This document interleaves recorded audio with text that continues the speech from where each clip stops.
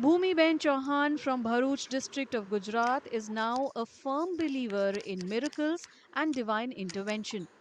Because what else could have saved this woman who was scheduled to board the ill fated Air India flight from Ahmedabad to London that crashed on Thursday afternoon?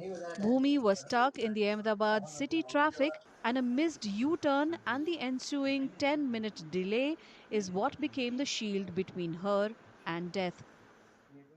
મારી 1:10ની flight હતી અને મને almost ત્યાં airport પર પહોંચતા 12:20 જેવું થઈ ગયું હતું અને એરલાઇન્સવાળાએ 12:10 સુધી તો ત્યાંના ગેટ્સને બધું ક્લોઝિંગ કરી દીધા હતા, ચેક ઇન જ બંધ કરી દીધું હતું.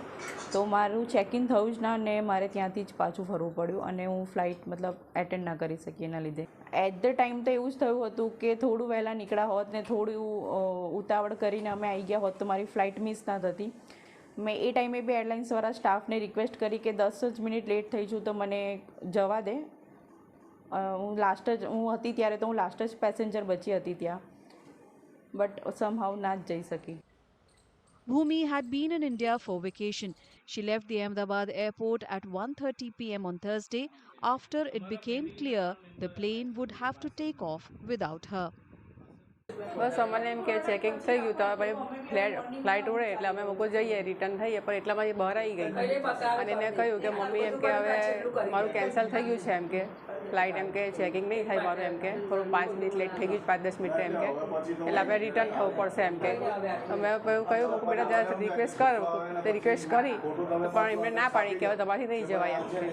જ્યારે ચેકિંગમાં ગયા ત્યારે અમને એવું હતું કે ચાલો નીકળી જશે, પણ કુદરત સંજોગને લીધે 10 મિનિટ લેટ પડવાને કારણે એ ફરી પાછી બહાર આવી ગઈ. ત્યારે અમને ખબર પડી કે થોડું મોડું થઈ ગયું છે, પણ ત્યાર પછી જે આ પછી ઘટના પાછી બની ત્યાર પછી અમને એવું ફિલિંગ થયું કે જે થયું એ સારું થયું અને જેના માટે જે આત્માઓના જે પેસેન્જરોએ જીવ ગુમાવ્યા છે એમના પરિવારોને